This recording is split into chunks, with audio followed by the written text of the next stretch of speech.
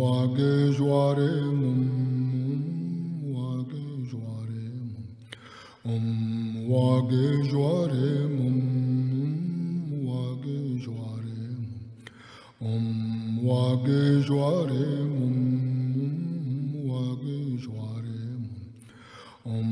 wage joare wage joare wage joare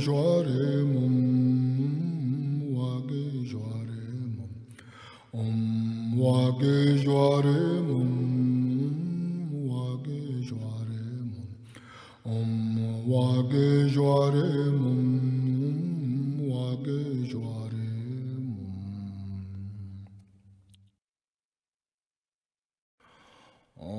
wage joare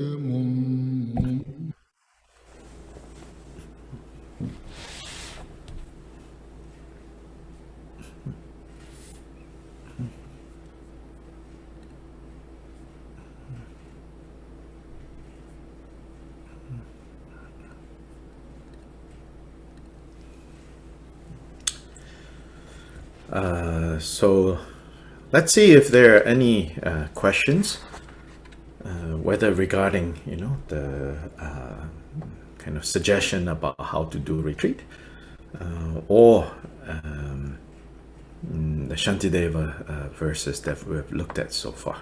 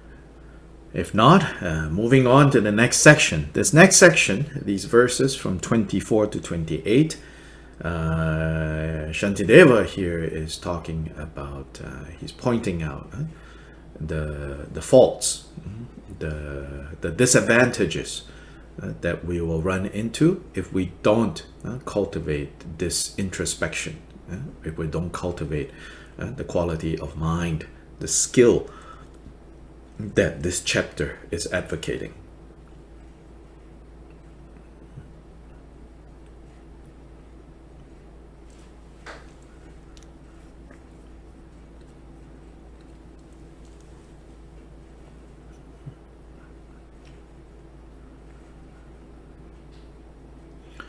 So let's read these verses. Those disabled by ill health are helpless, powerless to act. The mind, when likewise cramped by ignorance, is impotent and cannot do its work. For those who have no introspection, though they hear the teachings, ponder them, or meditate, like water seeping from a leaking jar, their learning will not settle in their memories. Many are endowed with joyful diligence. They are learned also and imbued with faith. But through the fault of lacking introspection, they will not escape the stain of sin and downfall. Lack of introspection is a thief. It slings behind when mindfulness abates, and all the merit we have gathered in it steals. And down we go to lower realms. The foulments are a band of robbers, looking for their chance to injure us. They steal our virtue when their moment comes, and batter out the lives of happy destinies.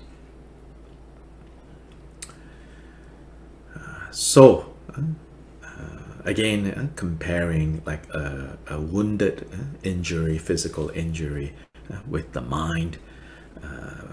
Verse 24 continues in that analogy. So if we are, physically unwell, then it's difficult to, do anything. We cannot help ourselves, we cannot help others. Likewise with the mind, when the mind is under the power of ignorance and confusion, then it cannot do anything that either benefits ourselves or benefit others. Then here also, it makes me think of like how, this body that we have, right? When you are a child, when you are first born, yes, there's a number of years where you are building up your strength. So in that way, you could say, oh, your body is like growing and improving, right? I think most of us, if we're listening to this now, we have passed that stage, We're past that stage, maybe with one or two exceptions, but generally we're past that stage. And once you pass that stage, hey, it has only one direction, the body, where the body is going, which is falling apart, falling apart, falling apart, falling apart. The body cannot get any better. Really. So that's the bad news. But the good news is the mind can always get better and better and better and better and better. And then in the more kind of detailed teachings, it says, and it can get better, and even like the last moment, at the moment of death, there is a great chance for it to get super better. But that moment of super better, they say when the child luminosity meets the mother luminosity, in these Bardo teachings. So that's like a supreme opportunity for the mind to get really good.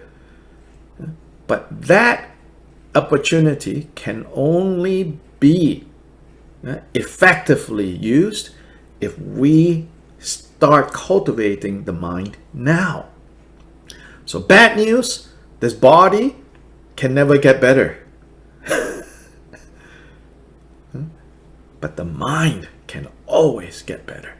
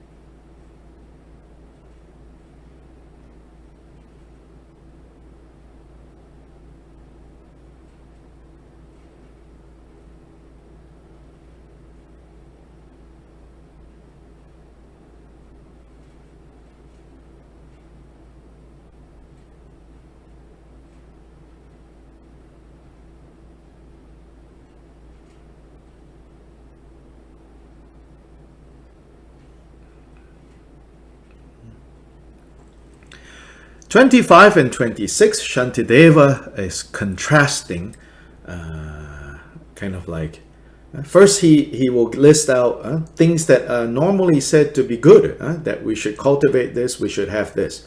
But he says, even if we have all these good things, this skillful things that we should develop as part of our process of waking up, even if we have these wonderful things, if we don't have this introspection,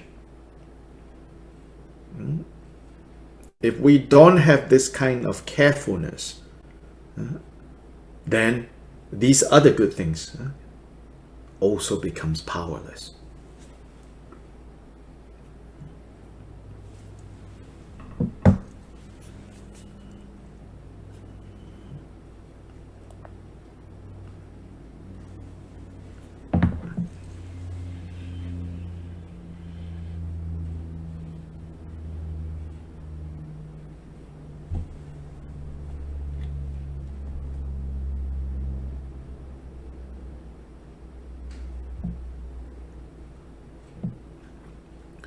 So what are these good things?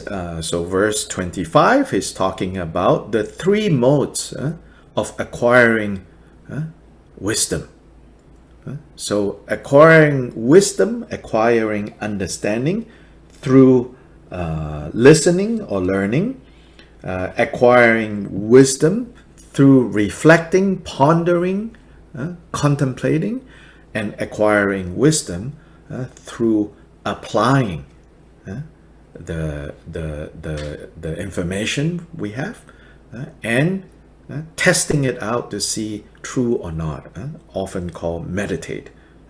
So he says, even if you think you are doing this very well, but if you don't have introspection or attentiveness or mental scrutiny, if you are not able to be reflective, to mentally scrutinize, to watch what is going on, to watch what is happening, then even these three wisdoms will not really go anywhere.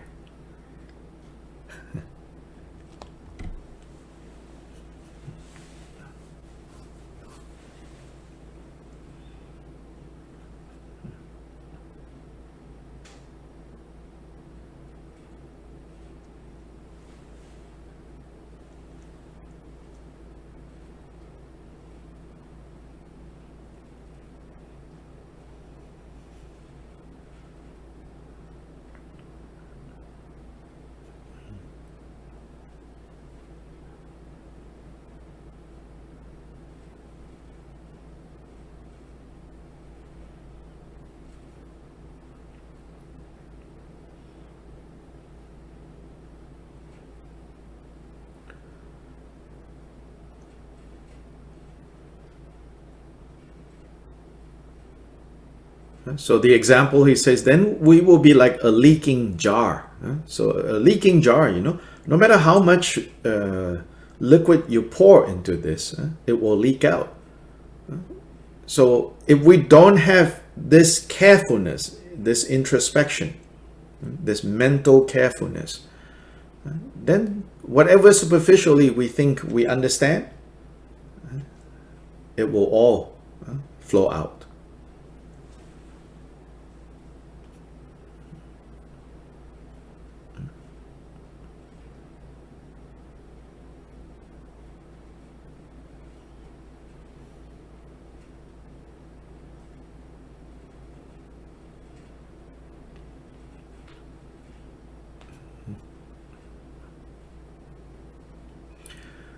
It's like having a security system, for your house, that is so secure, right? Every time you come in, you have to press this, press that, press this, press that. When you're inside, you have to press this, press that, press this, press that. When you leave, you have to press this, press that. You have to turn this on, you have to turn this.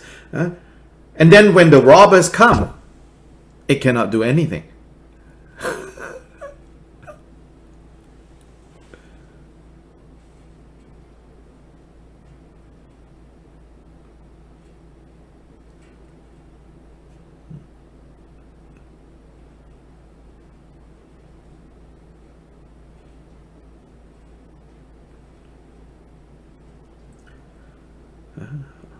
So 26, some other good things. He says, so he says many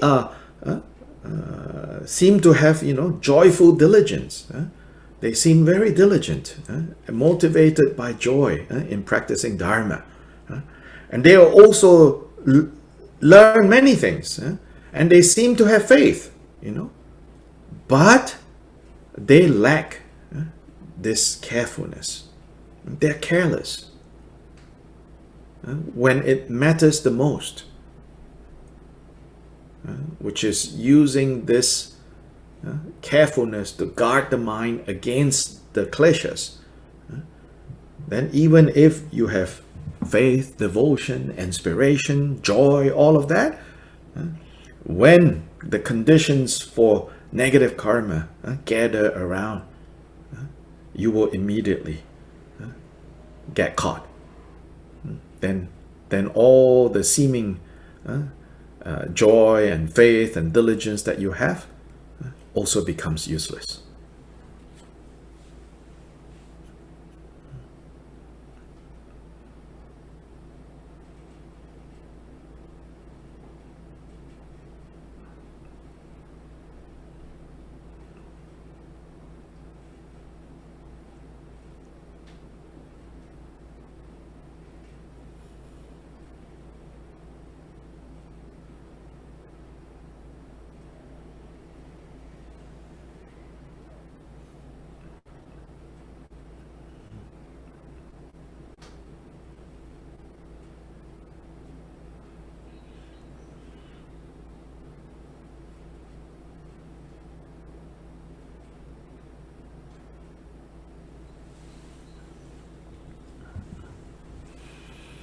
So verse 27, Shantideva says, he says, so carelessness, so that's the opposite, right, of introspection, carelessness, with regards to the mind, the heart. Carelessness will be like a thief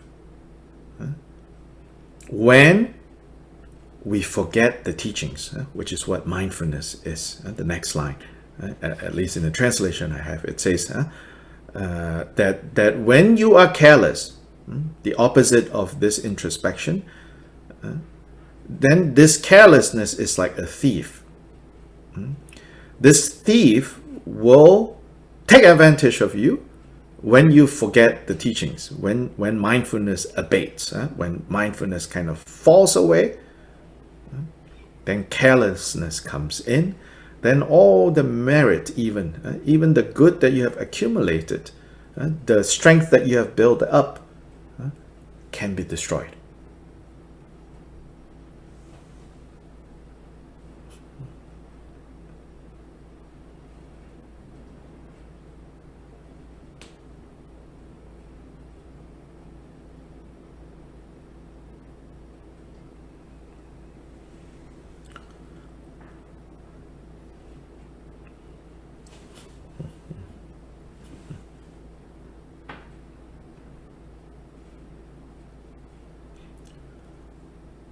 Right.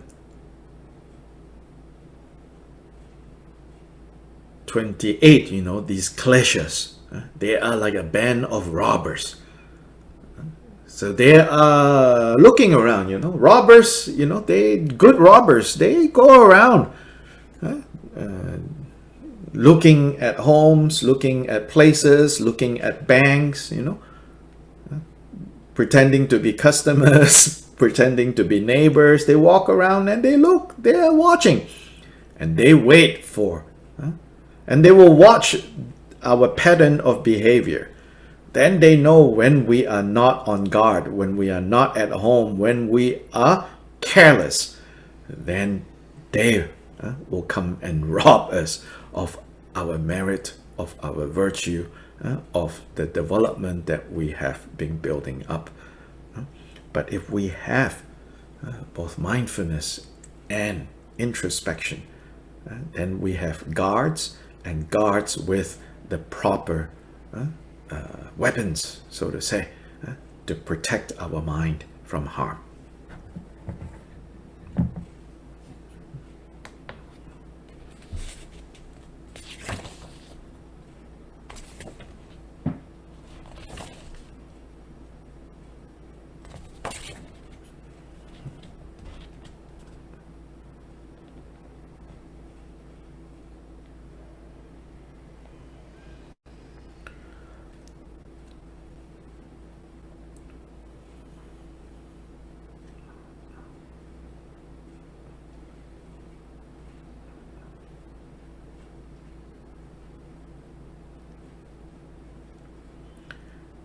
So how do we use this weapon? How do we use this protective gear to protect the mind? So in other words, how do we apply the kind of mindfulness that we're talking about here? So 29 to 33, Shantideva will talk about this.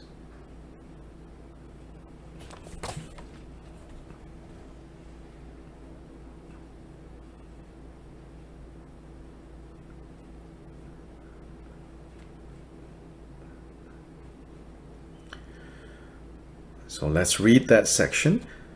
Therefore, from the gateway of my mind, my mindfulness shall not have leave to stray. And if it wanders, it shall be recalled by thoughts of anguish in the lower worlds. Through fear and by the counsels of their abbots, and staying ever in their teachers' company, in those endowed with fortune and devotion, mindfulness is cultivated easily. The Buddhas and the Bodhisattvas both possess unclouded vision, seeing everything. All lies open to their gaze, and likewise I am always in their presence. One who has such thoughts as these will gain devotion and a sense of fear and shame. For such a one, the memory of Buddha rises frequently before the mind. When mindfulness is stationed as a sentinel, a guard upon the threshold of the mind, introspection will be likewise there, returning when forgotten or dispersed. So here, Shantideva says, so the first thing is, he says, remembering the teachings that the Buddha gave, remembering most in this context, right, the prescriptions and proscriptions, the things that the Buddha said, the following actions, you avoid, you minimize. The following actions of body, speech, and mind, you increase. So he says that we should always recall or remember them. And if we find that that is declining, then he says you can introduce some fear factor, we can say, into your practice. So in his context, telling people to remember, hey, don't forget the hell realms. These kleshas can bring you to the hell realms. Can be very effective. Now, frankly, in the times that you and I live in, I don't know how convincing these hell realms are to you. Maybe you find them just not very convincing. Then I will suggest you don't even need to believe so literally, next life some hell realms. But just consider how the hell, the mess that you will create right now, right here, if you forget what the Buddha taught about where happiness comes from, where suffering comes from. So this verse can also work in this way and say, have you considered the mess that we will get into if we forget, if we lack remembrance, if we don't recall these teachings that the Buddha has given us.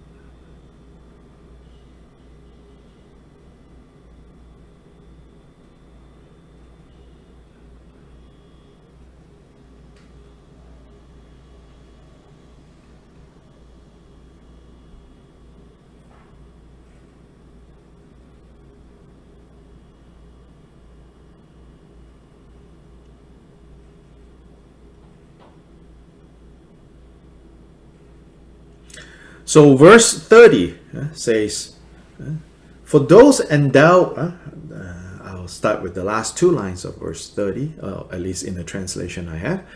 It says, in those endowed with fortune and devotion, then remembering these teachings can be cultivated easily. So here is talking about in relation to having guides and teachers. If we have fortune, meaning if we have created the kind of positive karma to meet these guides and these teachers that we also have devotion and confidence in, then, Shantideva says, then it's a lot easier to not forget the teachings.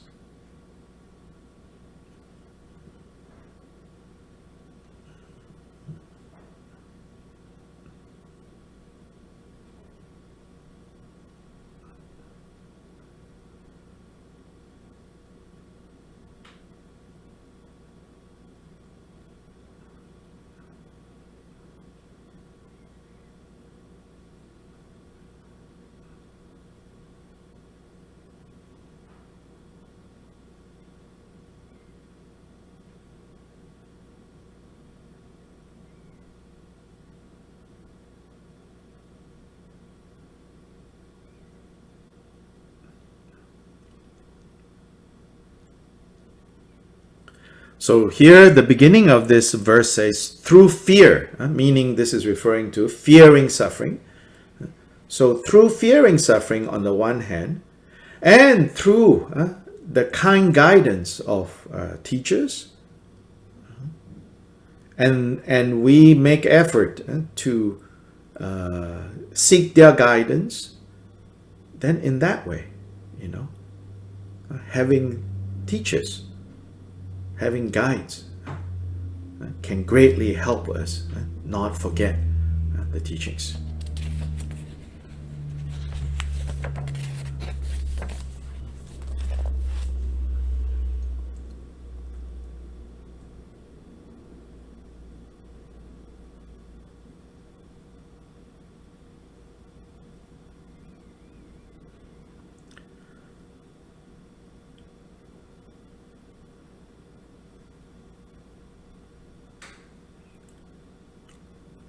(31, 32) is saying, and then furthermore, you can also think of how all Buddhas and Bodhisattvas are always aware of, always thinking about our welfare, always thinking about our wellness.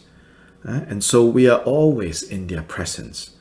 So then now, Shantideva is using this particular psychology to say, if you are aware, of how much Buddhas and Bodhisattvas care about our happiness, how much they care that we don't suffer, so they are always there.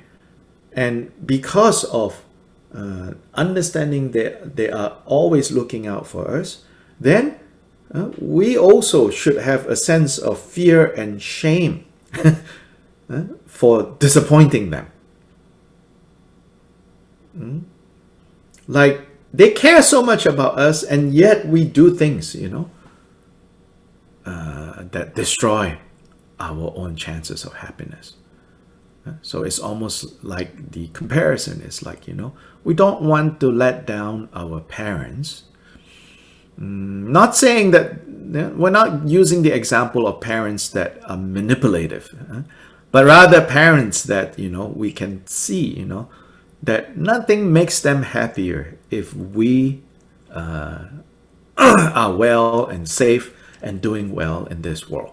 And therefore, out of not wanting to disappoint them, to stress them, we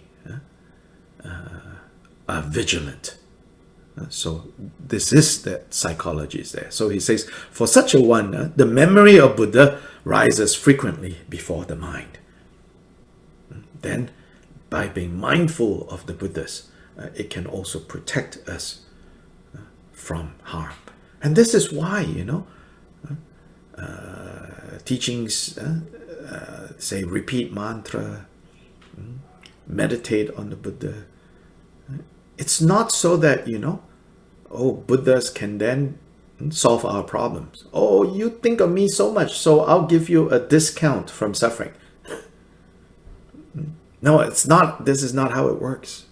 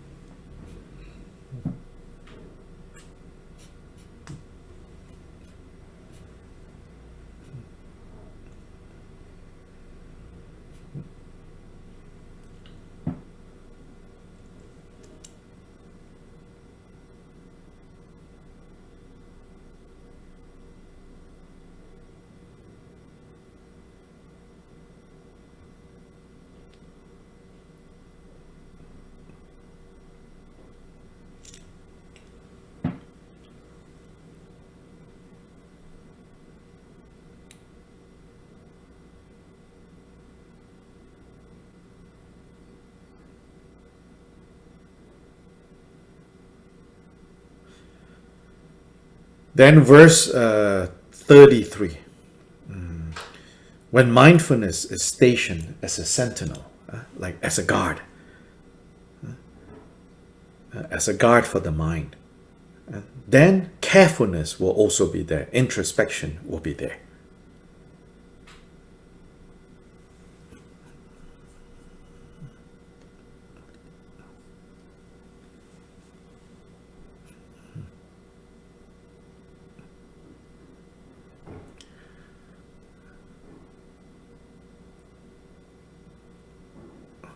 There is a question. How can a bodhisattva be disappointed in our non-virtue actions if they are free from attachment and expectations? You are over-analyzing this. Shantideva is not being a philosopher here. Shantideva is appealing to our emotions.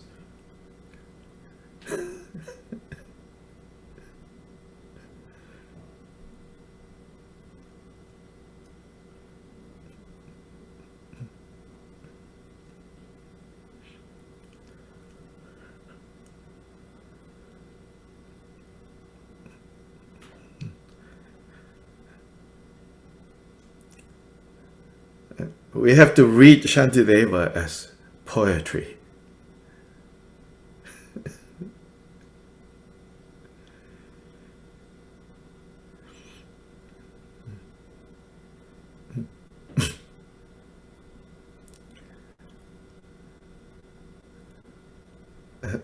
Ultimately, it's talking about using our confusion to undermine confusion.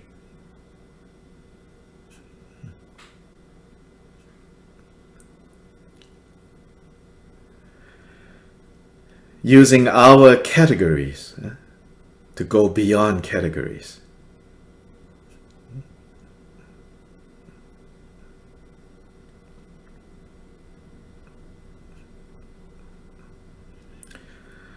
Unfortunately, I feel, in the scholastic tradition, people have dissected this text, cut it apart, like they're analyzing some science experiment, every line they try to make it all agree, according to the logic, the rules of logic, So this, I think, when we started this course, I said, this is like that scene from Dead Poets Society. You all remember that, Robin Williams is the new English literature teacher to come to the school. And so, when they're reading the anthology of poetry, There is the analysis based on, you know, these criteria, this criteria, this criteria. You analyze it this way, this way, this way. There are 4 types of this and 6 types of that, you know.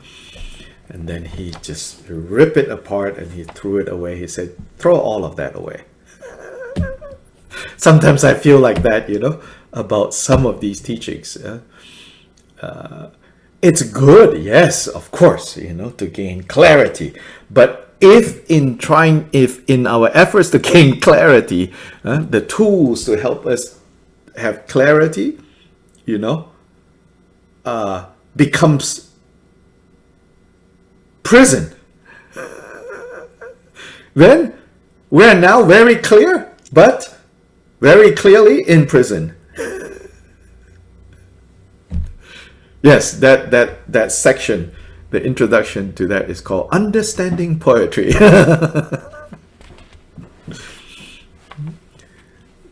So the question is a very good question, because, you know, we have been trapped in this, you know.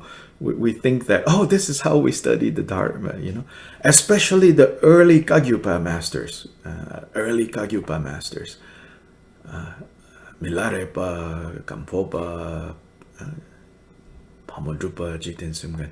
And they were all like, you know, like, yes, you could do that, you could study that, but don't forget, you know, what this is about. Yeah.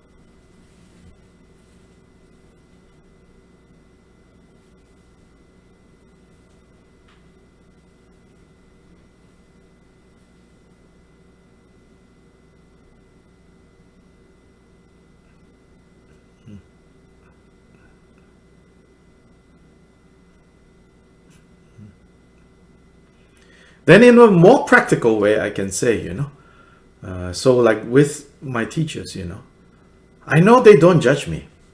That part I know. They're not judgmental. But because I care about what they think, right? Yes, of course, this is, you could say, is some kind of samsaric worldly concern. I care about what they think. So when I'm around them, you know, I will take extra care to behave. So this is what Shantideva is saying. If you can feel the presence of Buddhas and Bodhisattvas around you, even though you know they don't judge you, but you yourself are ashamed, shy, to act in negative ways, so then we become more careful.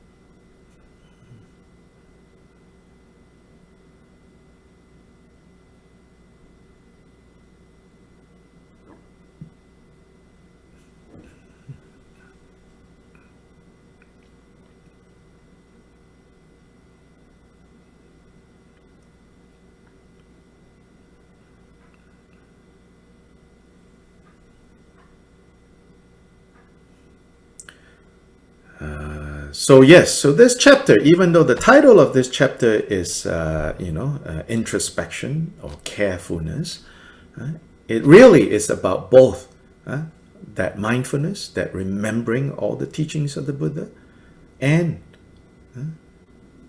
careful, this mental scrutiny. So these two are always together, these two sides.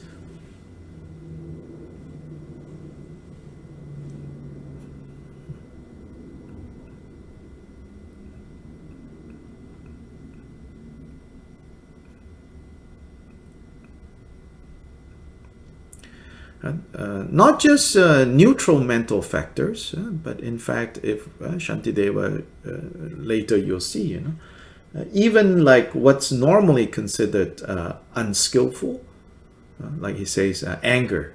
You're so habituated to becoming angry. Here, let me teach you how to use your anger to be angry at anger itself. Yeah.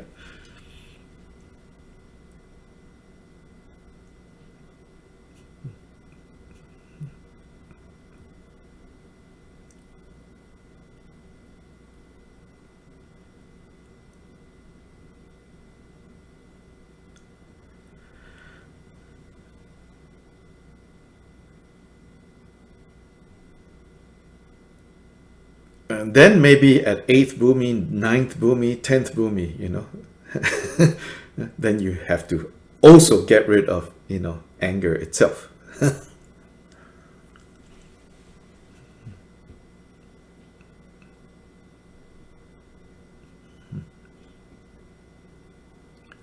But Shantideva is not saying, he's not saying someone who doesn't have anger, you go and teach them how to be angry skillfully. He's not saying that.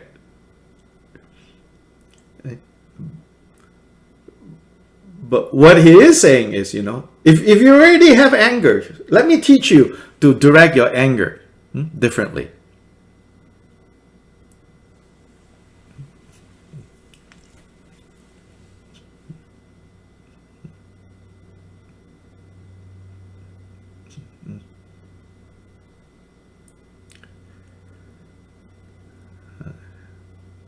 Yeah, so this is the devotional aspect of our practice, feeling the presence of the Buddhas and Bodhisattvas, caring about us, watching us.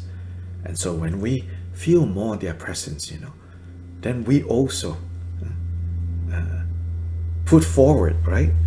Fake it until you make it. Yes, it's faking it, You could say like, it's a little bit hypocritical, in front of Buddhas and Bodhisattvas, I will behave, Just like sometimes people say, Jesus is coming, get back.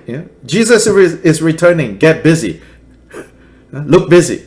But yes, you can say, it's a little bit hypocritical, but it's skillful hypocritical. So likewise, like with regards to actual teacher, actual guides, Shantideva says, the section right before that, he says, so if you have that kind of admiration and respect for certain individuals, it's good to be around them more, because then your vigilance can also increase.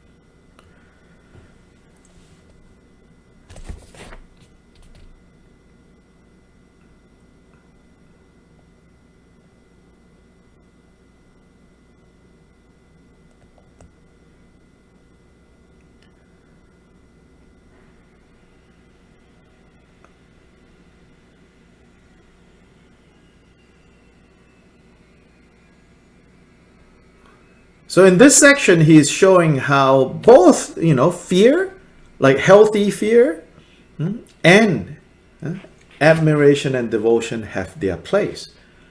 So the first, right, the verse 29, you could say, is sort of a type of like scaring the bejesus out of you, as we say. I don't know how to translate that, sorry.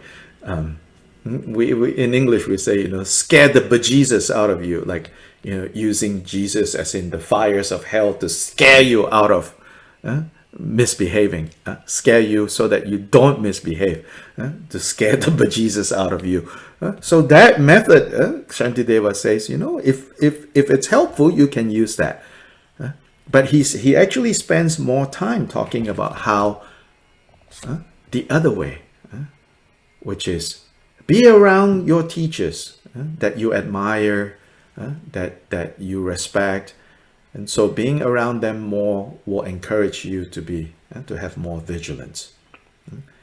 And then, of course, you cannot always be around teachers. Then even think, Buddhas and Bodhisattvas, they're always present. Then also giving rise to, okay, I will do better. I will do better. I will not disappoint you. I will not let you down. I have made this promise, So to be encouraged and inspired that way.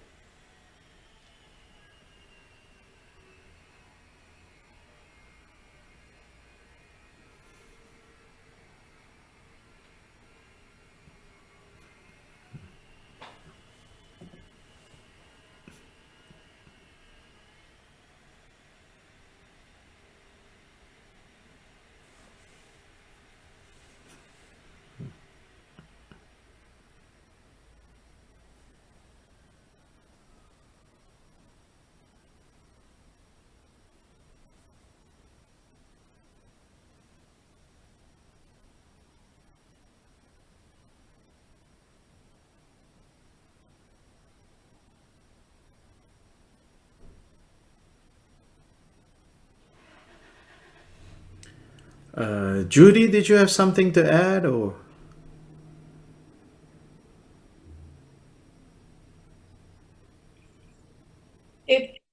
It seems, it almost feels, thinking about it in this way, a bit theistic, but we need to remember that these Buddhas and Bodhisattvas are not out there, even though it can be helpful to feel like, Well, they are out there. well, I thought this is all mind, and No, Judy. Am I out there or not? well, I'm not talking about our teachers. I'm talking Well, about, no, it doesn't matter. Buddhas and Bodhisattvas are also out there in the way that I'm out there. You are out there. Bodhisattvas and Buddhas are also in there, in that I'm in there and you are in there. that's what I'm talking about. But they are out there too. Okay, well, okay. Oh yeah, they are out there too. They are not just symbols of what's in here. Because whether I have become awake or not, there are other beings who are awake, and they are out there. Okay. Yeah, that part we should never forget. Okay.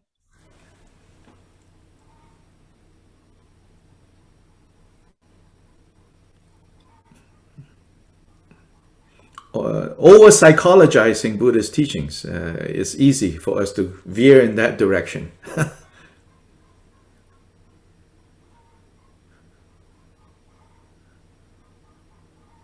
I'm pretty good at that.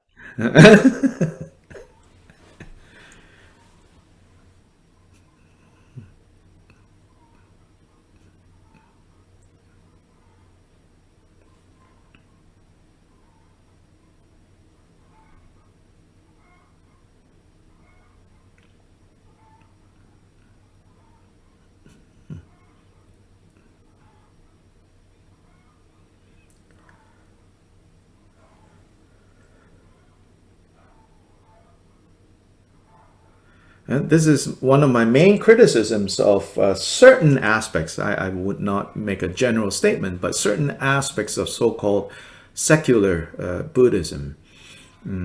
It's this thing whereby, oh, everything is symbolic, everything is mind, everything is just about myself. But myself is real.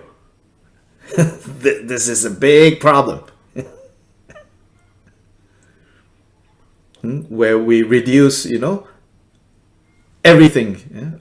So we kind of like, to our detriment, we think, oh, Buddhas and Bodhisattvas, oh, that's just symbols of what's really in here. So that's not real, but oh, this is very real. Uh-oh. Dr. Lai. Yeah. Hold on, let's give them a chance to translate the interpreters.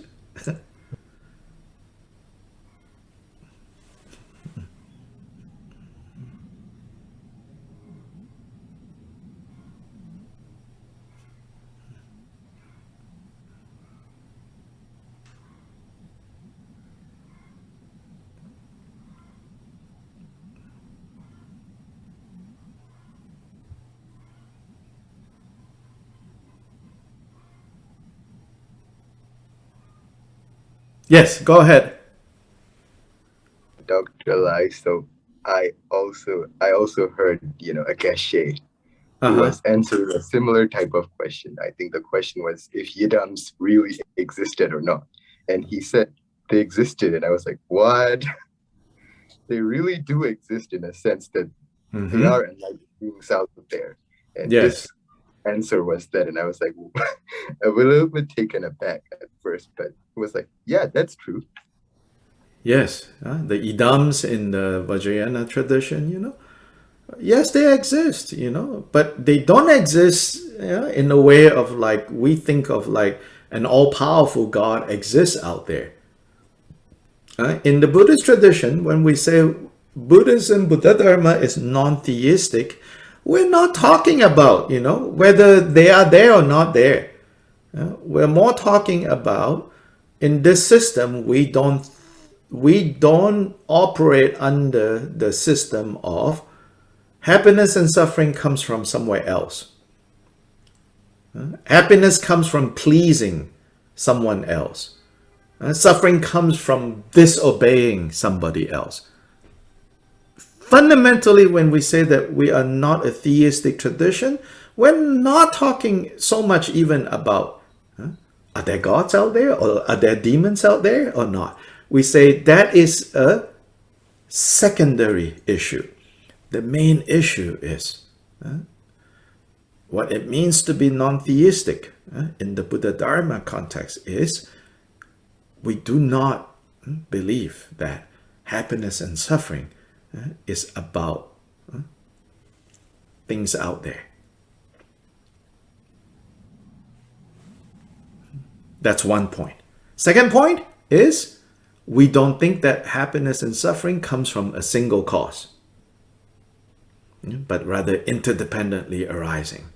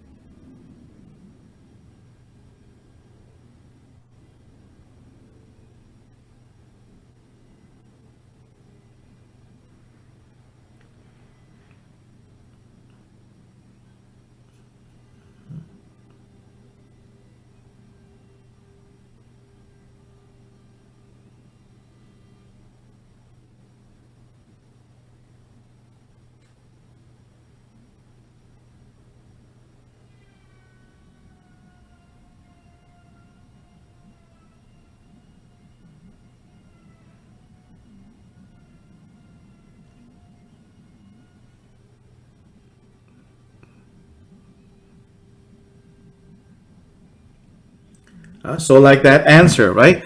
Tara is real, but Tara knows that she is not real. Right now, I think I'm real, but do I know that I'm not real? That is the task. That is the project. That is the work.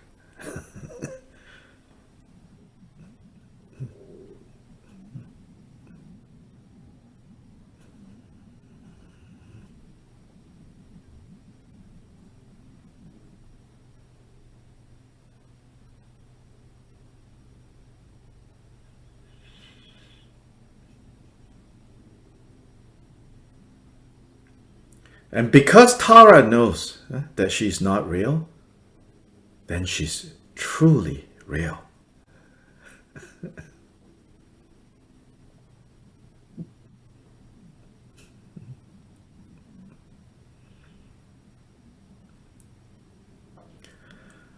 So in non-mythological language, non-religious language, we say Buddha qualities are real.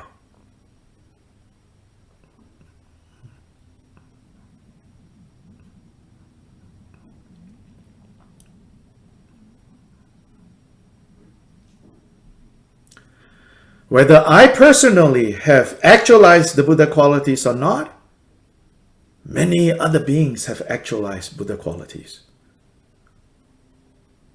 So those Buddha qualities can help me.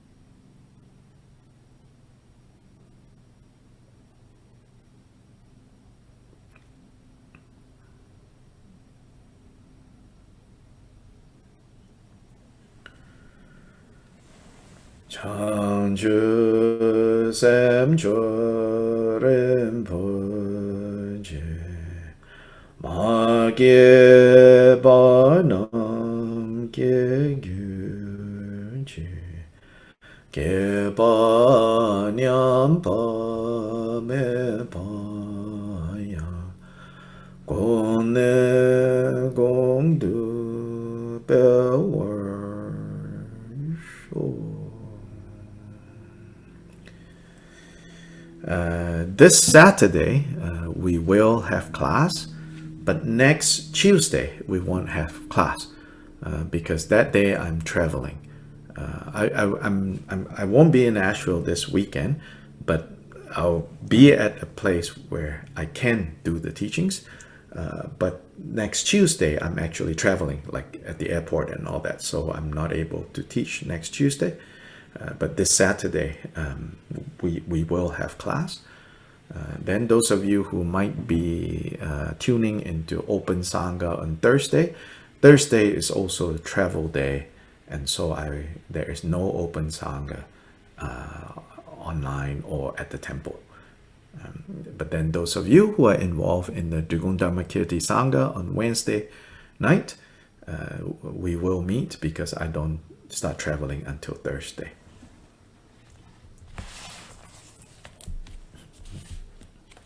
Thank you. Thank you. Thank you. Thank Thank you. Thank you. Gracias. Gracias. Thank you. Thank you. Gracias. Gracias. Thank you.